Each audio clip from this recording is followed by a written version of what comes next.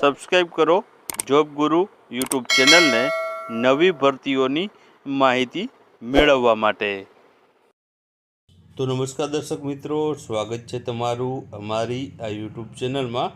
તો આજના વિડીયોમાં આપણે છે સ્ટાફ નર્સ વર્ગ 3ની જે ભરતી જાહેર કરવામાં આવી છે તેના વિશે ડિટેલમાં માહિતી જોવાના છે। આ ભરતીના ફોર્મ મિત્રો છે 5 તારીખથી ફોર્મ ભરવાની શરૂઆત થઈ ચૂકી છે। તો આ ભરતીમાં જગ્યાની વાત કરીએ તો 1903 જેટલી જગ્યા રહેલી છે અને છે ફોર્મ 3/11/2024 સુધી ભરાવાના છે। તો આ ભરતી વિશે આપણે હવે ડિટેલમાં માહિતી જોઈએ।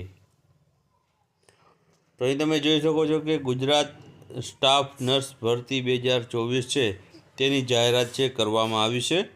પોસ્ટ છે સ્ટાફ નર્સ માટેની ભરતી છે। જગ્યાની વાત કરીએ તો 1903 જેટલી જગ્યા ઉપર છે ભરતી જાહેર કરવામાં આવી છે।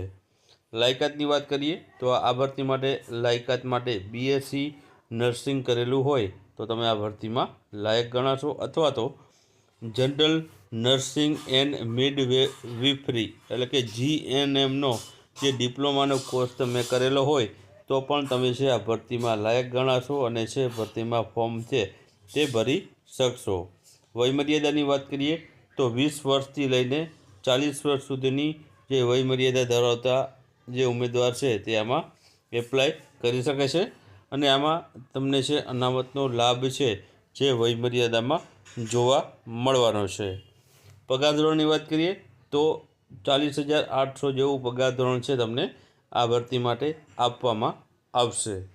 હવે ફોર્મ ભરવાની વાત કરીએ તો ફોર્મની શરૂઆત ક્યારથી થાય છે તો 5/10/2024થી છે આની શરૂઆત થઈ છે અને 3/11/2024 સુધી આના ઓનલાઈન ફોર્મ છે તે ભરાવાના છે।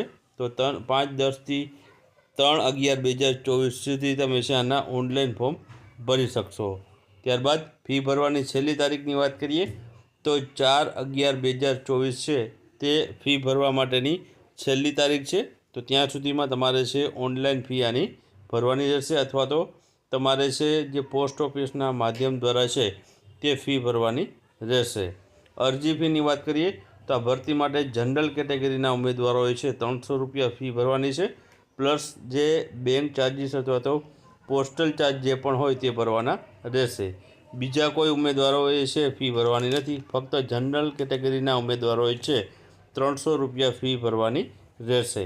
ત્યારબાદ પસંદગીની પ્રક્રિયાની વાત કરીએ તો પસંદગીની પ્રક્રિયા કઈ રીતના થવાની છે તો આમાં છે તમારે છે પરીક્ષા એક લેવામાં આવશે OMR પદ્ધતિ દ્વારા, જેમાં જે 100 પ્રશ્ન છે નર્સિંગ વિષયના 100 પ્રશ્નો, ગુજરાતી વિષયના 100 પ્રશ્નો છે તે બંને પૂછવામાં આવશે। 100 પ્રશ્ન નર્સિંગના અને 100 પ્રશ્ન ગુજરાતી વિષયના। પેપર 1માં નર્સિંગ વિષયનું રહેશે, જેમાં ફંડામેન્ટલ ઓફ નર્સિંગના 20 ગુણ, મેડિકલ સર્જરી નર્સિંગના 20 ગુણ છે, મિડવાઇફરી અને પીડિયાટ્રિક નર્સિંગના 20 ગુણ અને મેન્ટલ હેલ્થ એન્ડ સાયકોટિક્સ નર્સિંગના 20 ગુણ છે તે આ પ્રમાણે રહેશે। ત્યારબાદ કોમ્યુનિટી હેલ્થ નર્સિંગના 20 ગુણ, એમ કુલ મળીને 100 ગુણનું જે નર્સિંગ વિષયનું પેપર રહેશે અને દરેકનો 1 ગુણ છે આમાં રહેશે અને કુલ 100 પ્રશ્ન ને 100 ગુણ તેના રહેલા છે।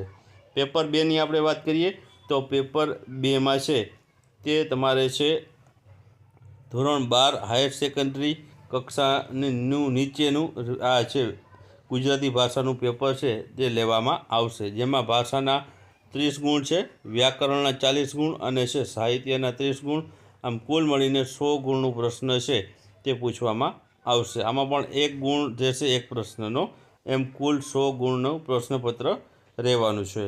ત્યારબાદ દરેક પ્રશ્નના ખોટા જવાબ દીઠ 0.25 જે છે ગુણ છે તે બાદ કરવામાં આવશે, એટલે કે કાપી લેવામાં આવશે। આ ઉપરાંત સ્પર્ધાત્મક પરીક્ષામાં નર્સિંગ વિષયને લગતી પરીક્ષા પેપર 1માં 100 ગુણમાંથી જેમાં ઉત્તીર્ણ થવા માટે 40% ગુણ જરૂરી છે અને 2 કલાકનો સમયગાળો છે પેપર માટે આપવામાં આવશે। બીજા પેપરની વાત કરીએ તો તેમાં પણ ઉત્તીર્ણ થવા માટે 35% ગુણ મેળવવા જરૂરી છે। તો આ પ્રમાણે છે બંને પેપરોમાં છે એકમાં 40% અને એકમાં 35% ગુણ છે ફરજિયાત છે તે મેળવવા જરૂરી છે। તો આ બંને પેપરોમાં છે પરીક્ષામાં પાસ થવું જરૂરી છે, પરંતુ નર્સિંગના વિષયમાં તેમજ ગુજરાતી ભાષાના બંને પેપરમાં મેળવેલા ગુણના આધારે છે મેરિટ લિસ્ટ બનાવવામાં આવશે અને મેરિટ લિસ્ટના આધારે છે તમારી પસંદગી પ્રક્રિયા કરવામાં આવશે. તો ઓજસની વેબસાઇટ ઉપરથી જે પણ ઉમેદવારોને ફોર્મ ભરવાના બાકી હોય તે જલ્દીથી ઓજસની વેબસાઇટ ઉપર જઈને ફોર્મ ભરી શકશે.